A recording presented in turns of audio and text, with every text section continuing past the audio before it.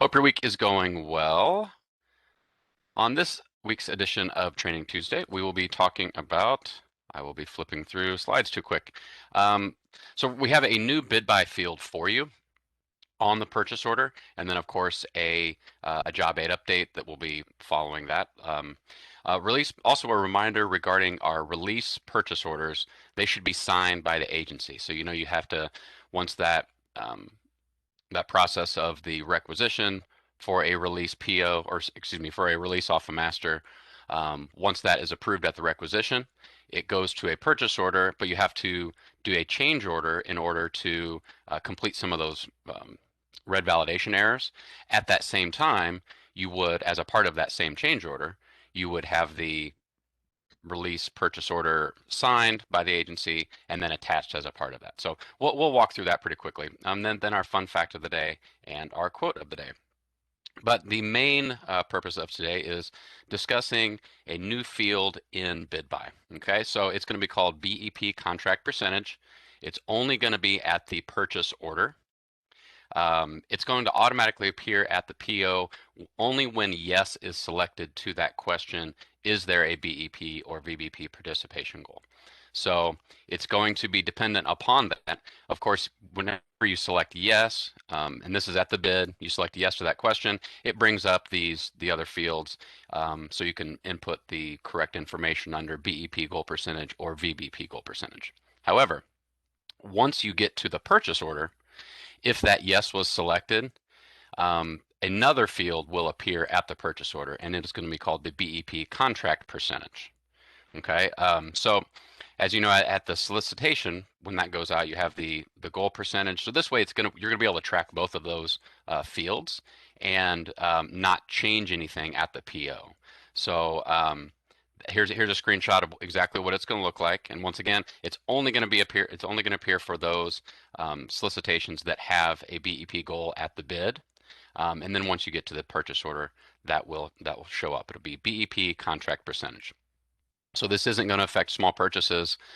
This is only going to affect those procurements that have a BEP or a veteran goal on the solicitation. Okay. So a couple notes regarding this field. The field is available for use immediately. So thanks to Randy Garst for pressing the button late last night, and so it is available for you right now. However, it's not going to be a required field until July 1st.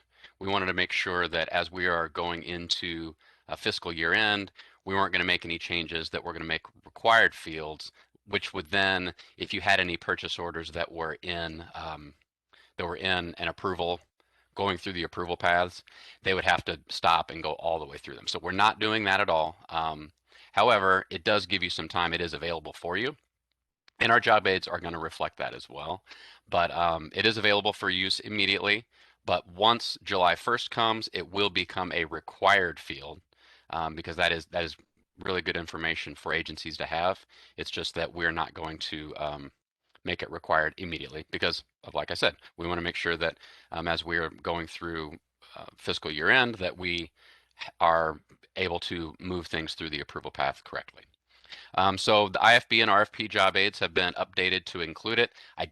I wasn't quite able to publish it right before our training today, so I'm immediately going to go out and publish those following this meeting. But let's go out and just take a look at what the job aid is going to see, because anytime we make changes to our job aid, I like to show you guys what we're doing. Okay, so once again, I just pulled up the IFB job aid, so it will be version 21.5. And the changes I'm making will be in the purchase order. So this is only when you're processing the purchase order. You can see that I deleted, is this a small business set-aside procurement? Because once again, on our job aids, we're only adding things on the job aids that you would need to take action on. So since this question was automatically brought over from the bid, you don't need to answer it again in the purchase order. It's already going to be there. So I deleted is this a small business set-aside procurement? Not because that field is being deleted. It's just that that field was already going to be there, and it's already, because that's information that is completed at the bid. So either it was set aside at the bid or it was not set aside at the bid. It wouldn't that's not a field that would change at the purchase order, I guess is what I mean to say. Okay, likewise, I also deleted the is there a BEP participation goal, because once again, that is information that is input at the bid, and it's automatically brought over to the PO, so you're not going to be changing that information. What we're adding here is the BEP contract percentage, if applicable. Go ahead and enter that percentage. And so what this is going to be able to do is be able to document that many times that award or the that percentage is exactly the same, right? But sometimes it's not. So maybe let's just throw out an example. There was a BEP goal of 20%, and then for any number of reasons, maybe due to a good faith effort, or maybe the vendor is self-fulfilling. They are a BEP vendor and they're the prime and they're going to self-fulfill. So that percentage at the BEP contract percentage is going to be slightly different. So maybe it started at 20% and then the BEP contract percentage is 15%, or maybe it's 10, or maybe it's 20. But at this point, we will be able to document, and you'd be able to see on the purchase order that without having to go back to the bid or without having to change that one field, we now have two different fields there. So you can see, okay, this solicitation started out as a 20% goal at the bid, and then now it's a 20% goal for the contract percentage, or maybe that slightly changed. But that way it's easy to track and report on for your agency. Let's go back to our slide here. Okay, so talking about the tracking and reporting on BEP goals and contract percentages will be much easier, of course. So from the PO, you'll be able to see what the BEP goal was originally on the solicitation, and then what the BEP contract percentage is. Like I said, they're often the same number, but not always. And so this is going to allow us to capture that information. Also, just as a quick note, if a vendor is self-fulfilling the goal, you would enter 100% into this new field because they are fulfilling the whole goal 100%. And this also means that you will not change the BEP goal percentage at the PO. It's brought over from the bid, and we discussed that. So do we have any questions regarding that at this point? It's not required right now. It'll be required starting July 1st, but however, you can immediately start using it this morning for any of those POs that have POs that had BEP goals at the bid. Okay, not seeing any questions. We'll go ahead and move on. But like I said, if you do have any questions, you can always reach out to me. You can reach out to your SPO.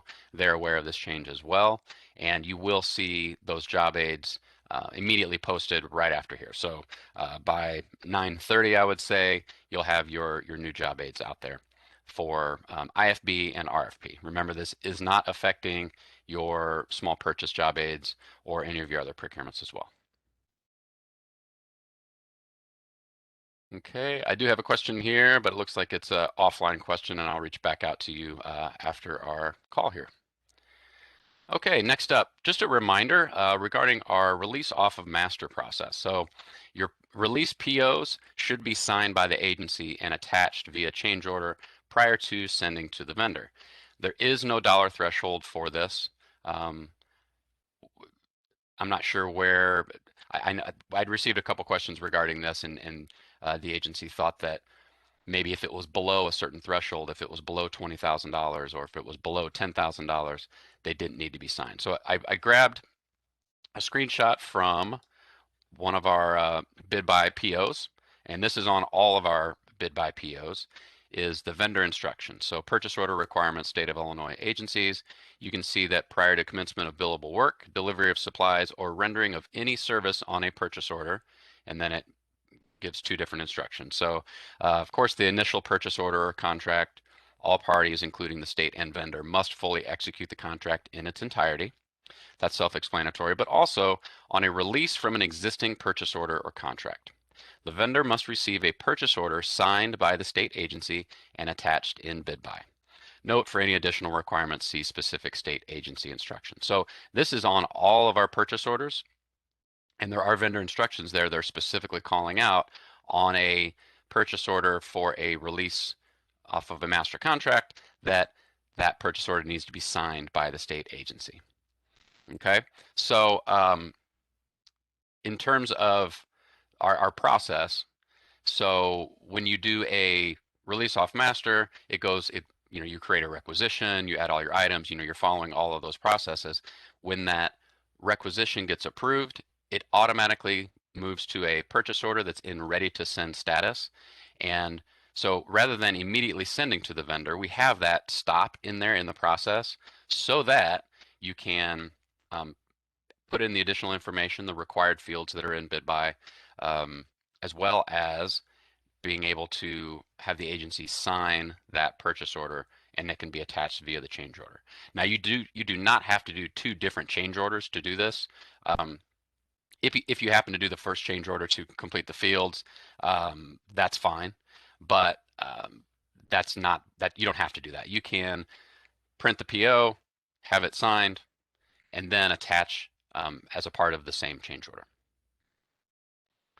We have a question. Is there a dollar threshold that requires vendor signature on a release PO? No, there is no dollar threshold for this at all.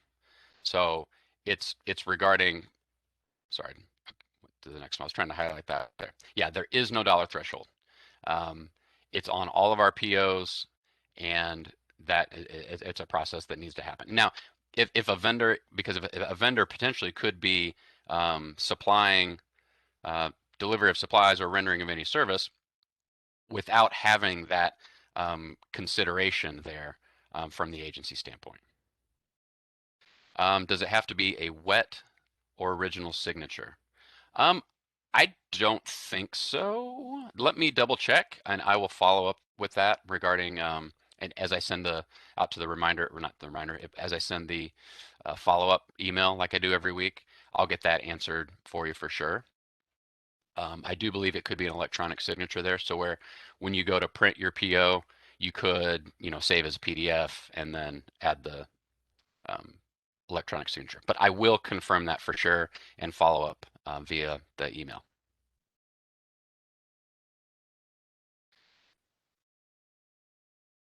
Oh, yeah, somebody says there are comptroller requirements if it's not wet signature.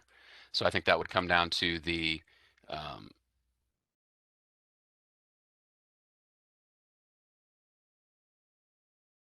oh, I'm sorry, Allison. You did say that requires vendor signature on a release PO. I apologize. Thank you for following up. You said, to be clear, you're saying vendors have to sign every release PO. No, this is the vendor must receive a purchase order signed by the state agency. So my fault there, Allison. Thank you for clarifying there. The vendor does not have to sign the release purchase order. It's the state that needs to sign the purchase order. I apologize. Sorry about that. But there is no dollar threshold for the state having to sign a release purchase order.